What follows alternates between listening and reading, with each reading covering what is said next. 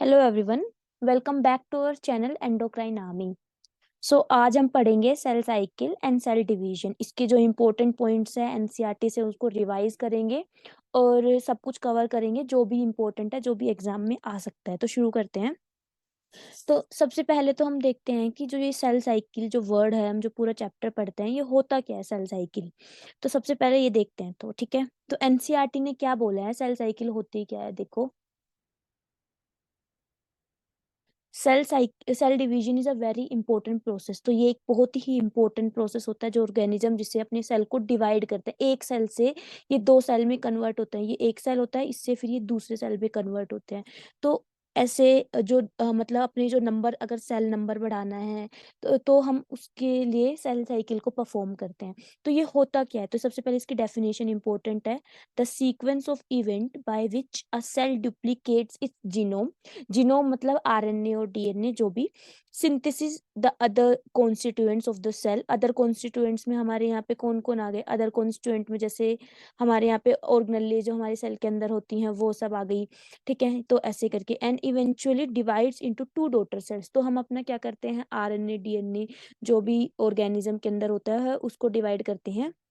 Then उसके जो और अंदर के जो कॉन्स्टिट्यूएंट्स है, ऑर्गेनेलेज वगैरह, प्रोटीन्स वगैरह जो भी है, उनको डिवाइड करते हैं। और फिर दो डॉटर सेल्स में, एक सेल से दो सेल, बेसिकली ये बोल रहा है एक सेल के अंदर जो भी कुछ होता है उसको दो में डिवाइड करने के प्रोसेस को हम बोलते हैं सेल साइकिल।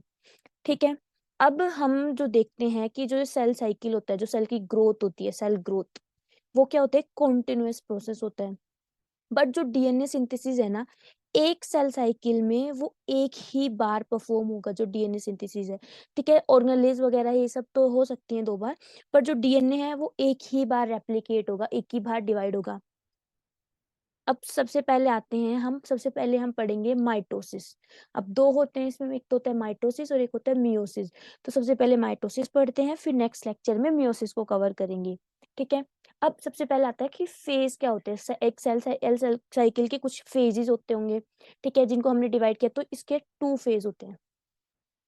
ठीक है, अब जो सेल साइकिल है ना, उसकी टाइमिंग होती है कि अब जैसे हमारा जो यूकेरियोटिक सेल है उसको 24 आवर में एक सेल से दो सेल बनता है। पर अगर हम यहीं पे ईस्ट की बात करें तो उसको कितना टाइम लगता है, 90 मिनट्स लगते हैं। तो ये अलग अलग मतलब सेल टू सेल डिपेंड कर जाता है कौन कितने टाइम में रेप्लिकेट होगा, डिवाइड होगा। ठीक है, अब सेल साइकिल के दो फेज होते हैं, इंटरफेज और एम फेज। अब देखो, इंटरफेज, इंटर का मतलब क्या होता है, बीच में, मिडिल। तो ये दो फेज के बीच का पार्ट होगा। तो इंटरफेस क्या होता है, दो एम फेज के बीच का पार्ट जो होता है उसको इंटरफेस बोलते हैं। ठीक है, जैसे ये एम फेज है, ठीक है, फिर ये दूसरा एम फेज है, तो इसके जो बीच का जो पोर्शन हुआ, जो टाइमिंग हुई, उसको बोलते हैं इंटरफेज। एम फेज का मतलब क्या है, माइटोसिस फेज। तो माइटोसिस पढ़ रहे हैं तो माइटोसिस का फेज होगा। ठीक है, अब इंटरफेज में भी तीन आते हैं, जैसे ये डायग्राम देखो, ये इंटरफेज में, ये इंटरफेज का पार्ट है G1, S, G2। ठीक है, और एमफेज के क्या क्या पार्ट है, prophase, metaphase, anaphase, telophase and cytokinesis. ये एमफेज के पार्ट है, और G1, S, G2 ये इंटरफेज के पार्ट है। अब इसको एज इज इट इज याद करना है सीक्वेंस में ही। सबसे पहले G आएगा, G1 आएगा, फिर S आएगा, फिर G2 आएगा। और यहाँ पे G का फुल फॉर्म क्या है, गैप, गैप फेज। एस का क्या है, सिंथेसिस। अब सब फेज में क्या क्या होता है वो भी पढ़ेंगे हम। और G2 का क्या है, गैप टू, गैप वन। ठीक है, ये डायग्राम था ऐसे। अब आगे देखते हैं एनसीईआरटी ने क्या दिया है। तो अब यहाँ पे देखो, दूसरी बार भी ये सेम लाइन दे दी कि जो ह्यूमन का जो सेल है उसका एवरेज ड्यूरेशन 24 आवर होता है। ठीक है, अब ये इंपॉर्टेंट है कि the interface last more than 95%। अब ये याद ध्यान रखना, यहाँ पे मोर देन 95 बोला है। तो मोर देन 95% तो हमारा इंटरफेस चलता है, और बाकी का जो 5% बच्चा उसमें एम फेज चलता है। तो देखते हो जो हमारा इंटरफेस होता है वो बहुत लॉन्ग होता है। ठीक है, अब सबसे पहले जो एम फेज होता है वो कैसे स्टार्ट होता है, वो होता है न्यूक्लियर डिवीजन से शुरू होता है। ठीक है, तो न्यूक्लियर डिवीजन को हम क्या बोलते हैं, कैरियोकाइनेसिस। काइनेसिस का मतलब होता है टू डिवाइड, और कैरियो का मतलब होता है न्यूक्लियस। साइटो का मतलब होता है सेल, काइनेसिस का मतलब होता है सेल टू डिवाइड। तो सबसे पहले कैरियोकाइनेसिस होगा, ठीक है, और फिर उसके बाद साइटोकाइनेसिस होगा, फिर सेल डिवाइड कर जाएगा।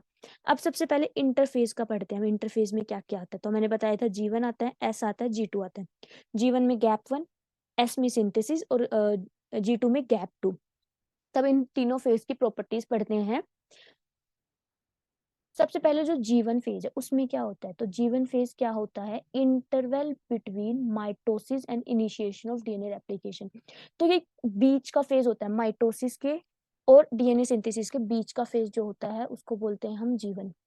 अब जैसे यहाँ पे दिया है गैप 1 दिया है और ये सिंथेसिस, अब नाम से पता चल रहा है सिंथेसिस मतलब कुछ ना कुछ तो सिंथेसाइज हो रहा होगा यहाँ पे। तो यहाँ पे क्या सिंथेसाइज हो रहा होता है, डीएनए सिंथेसाइज हो रहा होता है यहाँ पे।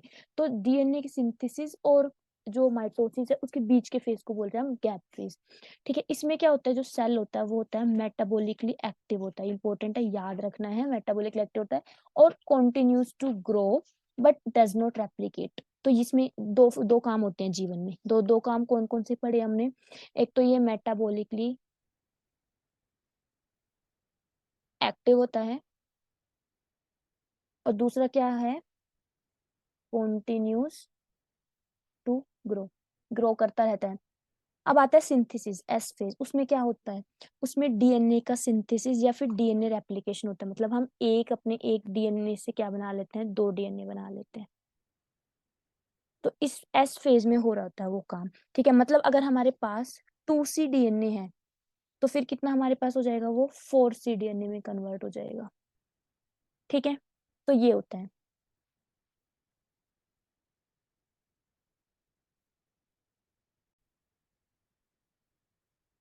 पर यहाँ पे जो ध्यान रखने वाली चीज है वो ये है, there is no increase in chromosome number if the cell had diploid और 2n number of chromosome at G1 even after S the number of chromosome remain same.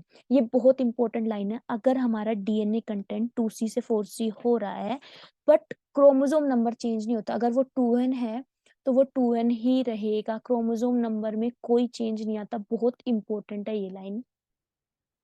जो मियोसिस होता है, मियोसिस में क्रोमोसोम नंबर हाफ होता है, 2n से n हो जाता है, बट यहाँ पे सेम होता है, यहाँ पे क्रोमोसोम नंबर चेंज नहीं होता, बहुत इंपॉर्टेंट है। ठीक है, इसके बाद आता है G2 फेज, इसमें भी दो काम हो गए। पहला काम क्या हो गया, सेल की ग्रोथ हो गई, और जो मतलब पहला काम क्या हो गया, पहला काम हो गया कि डीएनए का जो है रेप्लिकेशन हो गया, और दूसरा काम क्या हो गया, जो प्रोटीन्स जो भी नीडेड होते हैं वो तो प्रोटीन की सिंथेसिस होगी। ठीक है, नेक्स्ट में हम देखते हैं तो, और एस फेज में हमारा जो सेंट्रियोल होता है वो भी डुप्लीकेट करता है, ये भी इंपॉर्टेंट है। क्वेश्चन आ सकता है कि सेंट्रियोल कौन से फेज में डुप्लीकेट करता है, तो वो हमारा एस फेज में डुप्लीकेट करता है। ठीक है, अब G2 फेज में क्या होता है, G2 फेज में क्या होता है, प्रोटीन की सिंथेसिस होती है और सेल का ग्रोथ होता है। तो हमने तीनों फेज में एक एक दो दो प्रॉपर्टीज पढ़ी है। जीवन में मेटाबॉलिकली एक्टिव होता है और कॉन्टिन्यूस टू ग्रो होता है, एस में सेंट्रियोल डिवाइड करता है और डीएनए डिवाइड करता है। तो सिंथेसिस हो रही है, किस किस की सिंथेसिस हुई, सेंट्रियोल की भी हुई, डीएनए की भी, तो ऐसे याद रख सकते हैं हम। G2 में क्या हुआ है, प्रोटीन की सिंथेसिस हुई है और सेल का ग्रोथ हुआ है। ठीक है, अब एक और फेज आता जो कि हमारा इंटरफेज में नहीं है, तो उसको बोलते हैं क्विसेंट या फिर जी नोट। अब ये क्या होता है, इसमें क्या होता है कि जो सेल होता है वो जी नोट से एग्जिट मार लेता है, जीवन से एग्जिट मार लेता है, तो ये जीवन फेज चल रहा होता है। तो जीवन के पास हमें पता है, जीवन के बाद हमें पता है एस आना था, बट सेल एस की तरफ ना जाते हुए कहाँ चला जाता है, जी नोट में।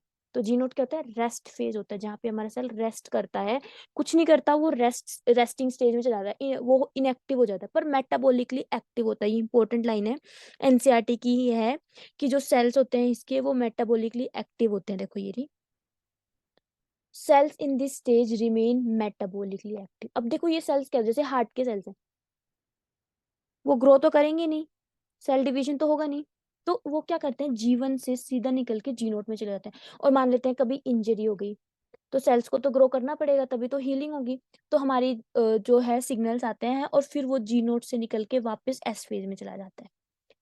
तो ये सेल कब डिवाइड करते हैं, जब तक इनको बोला नहीं जाए तब तक ये नहीं करते, जब हमें रिक्वायरमेंट होती है ऑर्गेनिज्म को तब ये जी नोट से निकल के एस में जाता है, वरना ये जी नोट में ही रहते हैं। ठीक है, इसको इसको रेस्टिंग स्टेज भी बोलते हैं, और मेटाबॉलिकली एक्टिव रहते हैं, इंपॉर्टेंट है याद रखना है कि मेटाबॉलिकली एक्टिव होते हैं।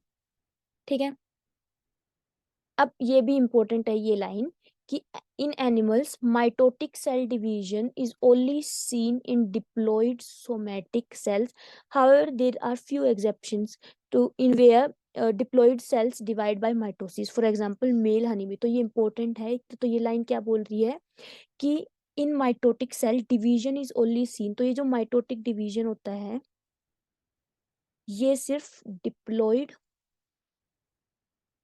सोमैटिक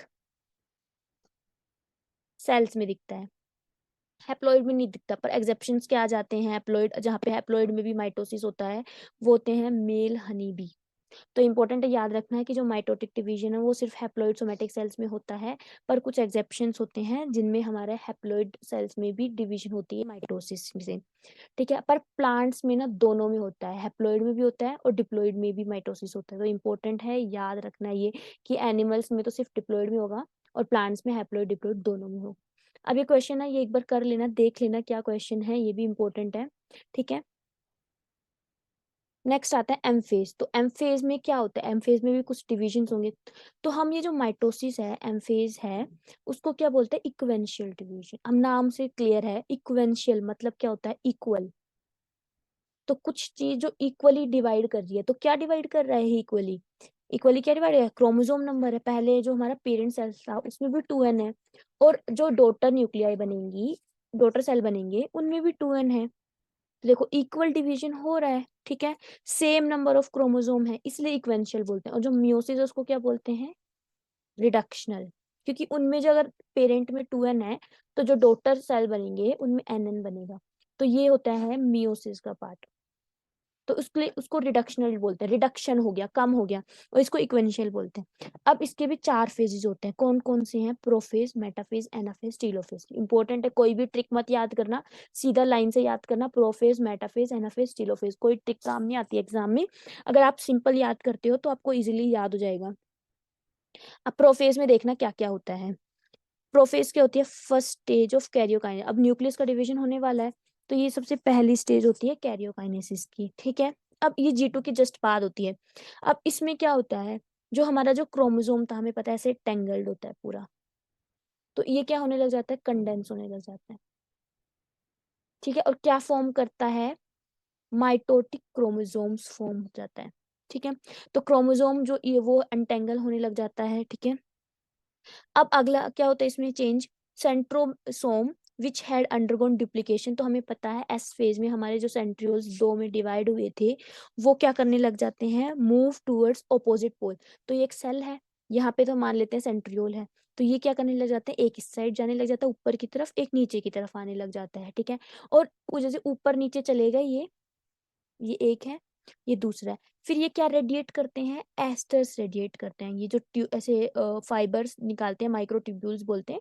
तो ये एस्टर्स को रेडिएट करने लग जाते हैं, यहाँ जाते हैं। ठीक है, ये इंपॉर्टेंट है, एग्जाम में आ सकता है। माइटोटिक apparatus किसको बोलते हैं, two asters together with spindle fibre. तो इंपॉर्टेंट है, माइटोटिक apparatus किसको बोलते हैं, दो एस्टर प्लस स्पिंडल फाइबर। ठीक है, तो इसमें दो चीजें होंगी, क्या होगी, एक तो क्रोमोसोम का कंडेंसेशन शुरू हो गया। ठीक है, दूसरा क्या हो गया, जो सेंट्रोसोम थे वो ऑपोजिट पोल्स की तरफ मूव कर गए, ये भी इंपॉर्टेंट है। एंड प्रोफेज में क्या होगा, कुछ चीजें सेल से डिसअपियर हो जाएंगी, और कौन कौन सी होंगी, Golgi body, endoplasmic reticulum, nucleolus, और न्यूक्लियर की जो मेम्ब्रेन थी वो वहां से गायब हो जाएगी। देखो ये अर्ली प्रोफेज का डायग्राम है, और लेट प्रोफेज में देखो दिख रहे हैं कंडेंस हुए क्रोमोसोम्स हमें दिख रहे हैं, और ये देखो डिसइंटीग्रेटेड मेम्ब्रेन भी दिख रही है लेट प्रोफेज में। ठीक है, नेक्स्ट आता है मेटाफेज। मेटाफेज में क्या होता है, कंप्लीट डिसइंटीग्रेशन हो जाता है न्यूक्लियर में एनवेलप का। फिर और क्या होता है, क्रोमोसोम अच्छे से दिखने लग जाते हैं, और इसमें जो मोर्फोलॉजी है क्रोमोसोम की वो बेस्ट हम इसी स्टेज पे पढ़ते हैं। तो ये इंपॉर्टेंट क्वेश्चन है कि एग्जाम में आ सकता है कि best stage to study the morphology of chromosome, तो कौन सा होता है, मेटाफेज। प्रोफेज में तो शुरू होता है कंडेंसेशन, पर यहाँ पे कंप्लीट हो जाता है। ठीक है, तो यहाँ पे हम क्रोमोसोम को ऐसे देख सकते हैं, उसके टू सिस्टर क्रोमेटिड्स को हम इजीली देख सकते हैं, सेंट्रोमियर से कनेक्टेड होती हैं। देखो अब ये जो एस्टर सेंट्रियोल्स रेडिएट कर रहे थे, ये क्या करेंगे, जो काइनेटोकोर है ये क्रोमोसोम है, तो यहाँ पे क्रोमोसोम जो कनेक्टेड होता है, ये जिससे दोनों सिस्टर क्रोमेटिड कनेक्टेड होते हैं उसको बोलते हैं हम काइनेटोकोर। ठीक है, तो ये जो एस्टर्स होते हैं ये कहाँ पे आके जुड़ जाती है, काइनेटोकोर पे जुड़ जाती है। देखो आई है और इस पे जुड़ गई, और इनको फिर एक लाइन में कर देती है और क्या बना लेती है, मेटाफाइजिक प्लेट या फिर मेटाफेज प्लेट। ठीक है, एक लाइन में दोनों को इनको कर लिया, ऐसे धागे मान लेते हैं हम, धागे से ऐसे पकड़ के खींच लेते हैं किसको, तो ऐसे जुड़ गए वो सारे एक लाइन में। ठीक है, तो क्या क्या इसमें क्या क्या काम हुआ, spindle fibres attach to kinetochore of the chromosome. तो ये स्पिंडल फाइबर्स थे, ये अटैच हो जाते हैं काइनेटोकोर ऑफ क्रोमोसोम, और chromosome are move to spindle equator and aligned along metaphase plate through spindle fibre. तो ये क्या हो जाते हैं, इसको बोलते हैं, ये जो लाइन जा रही है ना, इसको बोलते हैं स्पिंडल इक्वेटर। तो यहाँ पे सारे के सारे ये जो क्रोमोसोम्स है अलाइन हो जाते हैं। अब एनाफेज में क्या होता है, एनाफेज में देखना, एनाफेज को हम डायग्राम के थ्रू ही समझते हैं। एनाफेज में क्या होते हैं, ये जो क्रोमोसोम, जैसे ये जो मेटाफाइजिक प्लेट जो गई थी, अब ये जो क्रोमोसोम जैसे देखो ऐसे थी हमारी क्रोमोसोम मेटाफाइजिक प्लेट, अभी दो ही बनाते हैं इजी अंडरस्टैंडिंग के लिए। ठीक है, यहाँ से थी, ये काइनेटोकोर से कनेक्टेड है। अब ये दोनों अलग हो जाती है, इसे बीच से कट हो जाती हैं। तो एक पार्ट ऊपर की तरफ मूव कर जाता है, एक नीचे की तरफ मूव कर जाता है। और एनसीईआरटी में एक लाइन लिखी है, with arms of the chromosome trailing behind. ठीक है, जो जो वो हमारा देखो, ये जो है, ये जो सेंट्रोजोम है और इससे पीछे ये जो आर्म्स है, इनको बोलते हैं आर्म्स ऑफ द क्रोमोसोम। तो ये ऐसे जाती है कि ये जो सेंट्रोमियर है ये फॉरवर्ड की तरफ मूव करता है और आर्म्स ट्रेलिंग बिहाइंड, पीछे की तरफ रह जाती है। इसमें भी ऐसे ही होगा, एक तो ऊपर की तरफ मूव करेंगी और एक इधर नीचे की तरफ मूव करेंगी। तो ये जो आर्म्स हैं ये नीचे की तरफ हो जाएंगी, देखो, और ये जो सेंट्रोमियर था इनका, ये ऊपर की तरफ मूव करेगा और ऊपर चले जाएंगे दोनों। ठीक है, हाफ हाफ हो गए। तो क्या होता है, centromere split and chromatid separate. अब इनको बोलेंगे क्रोमेटिड्स। ठीक है, chromatid move to opposite pole, दो काम हो गए। अब टीलोफेज में क्या होगा, ये फाइनल स्टेज होती है। फर्स्ट स्टेज हमने प्रोफेज देखी थी, फाइनल स्टेज टीलोफेज देखी थी। अब इसमें क्या होता है, जो जो हमारा जो प्रोफेज में हुआ था ना, उसका जस्ट ऑपोजिट होगा यहाँ पे। तो उसमें क्या हुआ था, याद करो, कंडेंसेशन हुआ था। ठीक है, तो यहाँ पे क्या होगा, डीकंडेंस होंगे और लूज देयर इंडिविजुअलिटी। तो इंडिविजुअल थे, अब यहाँ पे ऐसे हो जाएंगे, बिल्कुल पता ही नहीं लगेगा कौन सा क्रोमेटिड है कौन सा क्रोमोसोम, कुछ नहीं पता लगेगा। ठीक है, तो क्या हो जाएंगे, chromosome cluster at opposite spindle and their identities lost at discrete elements. Nuclear envelope जो वहां से गायब हुई थी वो वापस आ जाती है, देखो आ गई, न्यूक्लियस दिख रहा है हमें, दो न्यूक्लियस बन गए। और न्यूक्लियोलस गोल्जी बॉडी और ईआर रिफॉर्म, तो जो वहां पे हुआ था उसका जस्ट ऑपोजिट यहाँ पे हो जाएगा, प्रोफेज में जो हुआ था एंड टेलोफेज में उसका जस्ट ऑपोजिट हो जाएगा। ठीक है, ये डायग्राम्स बहुत इंपॉर्टेंट है, या एग्जाम में तुम्हें ये डायग्राम देके पूछ सकते हैं कि बताओ ये कौन सा फेज है, तो तुम्हें दिखना चाहिए दो न्यूक्लियस बन चुके हैं, सेल भी दो में डिवाइड होने को रेडी है, तो ये हमारा टीलोफेज हो सकता है। अब आते हैं साइटोकाइनेसिस, लास्ट है। ठीक है, अब साइटोकाइनेसिस में हमने कैरियोकाइनेसिस तो पढ़ लिया कि दो न्यूक्लियस डिवाइड हो गए, हमें दिख गए दो न्यूक्लियस, हमने बना ली। साइटोकाइनेसिस में क्या होगा, दो सेल्स बन जाएंगे, देखो एक सेल दो सेल। अब ये कैसे होगा, तो प्लांट और एनिमल में दो डिफरेंट डिफरेंट टाइप्स के होते हैं, प्लांट्स में अलग होते हैं, एनिमल्स में अलग होता है। अब क्यों अलग होता है, due to difference of cell wall. तो प्लांट्स में क्या होती है, सेल वॉल, और हमें पता है कितनी टफ होती है उसको ब्रेक करना, इसीलिए दोनों में अलग होता है। एनिमल में कोई सेल वॉल नहीं होती। तो जो एनिमल में है उसमें कैसे होता है, अपीयरेंस ऑफ फरो। तो जो प्लाज्मा मेम्ब्रेन में है उसमें क्या आता है, फरो आ जाता है, ये देखो ये है, तो फरो मतलब एक, ये देखो ये फरो, ये डीप जो दिख रहा है ना, इसको फरो बोला है इन्होंने यहाँ पे, तो फरो आएगा यहाँ पे बीच में, और ऐसे अंदर की तरफ डिवाइड करते करते करते करते वो बिल्कुल ऐसी हो जाएंगी। फिर ठीक है, तो दो में डिवाइड हो जाएंगी। तो इसमें क्या हो गया, एनिमल सेल में हमने बाहर से अंदर गए हैं, तो कैसे डिवाइड हुई है, आउटर टू इनर डिवाइड हुई है। और प्लांट एनिमल सेल में तो आउटर टू इनर है, अब प्लांट सेल्स में देखना कैसे डिवाइड होगी। ठीक है, अब देखो, plant cells however are enclosed by a relative inextensible cell wall, therefore they undergo cytokinesis by a different mechanism। तो देखो ऐसे मान लेते हैं ये सेल वॉल है। अब सेल वॉल को तो तोड़ नहीं सकते, ठीक है, तो यहाँ से कहाँ जो डिवीजन है वो कहाँ से शुरू होगी, इनर से शुरू होगी। तो एनिमल प्लांट्स में कहाँ जाएगी, इनर टू आउटर मूव करेगी, ये इंपॉर्टेंट है, याद रखना। और इसमें क्या बनेगी, एक सेल प्लेट बनेगी, और सेल प्लेट जो है वो किसको रिप्रेजेंट करेगी, बाद में जाके मिडिल लैमिना को रिप्रेजेंट करेगी, इंपॉर्टेंट है। तो देखो कैसे बनेगी, in plant cells wall formation starts in the centre of the cell, तो इनर की तरफ से बाहर की तरफ जाएगी, ठीक है। और सेल प्लेट बनेगी जो कि क्या रिप्रेजेंट करती है, मिडिल लैमिना रिप्रेजेंट करती है, और फिर ये दो में डिवाइड हो जाते हैं। तो ये इंपॉर्टेंट है। अब ये लाइन भी इंपॉर्टेंट है। In some organism karyokinesis is not followed by cytokinesis as a result of which multi nucleon. तो कई बार ऐसा होता है कि मान लेते हैं ये न्यूक्लियस तो बन गए पर सेल नहीं डिवाइड हुए हैं, ठीक है। तो उसको हम क्या बोलते हैं, उस कंडीशन को हम क्या बोलते हैं, सिंसाइशियम, ठीक है।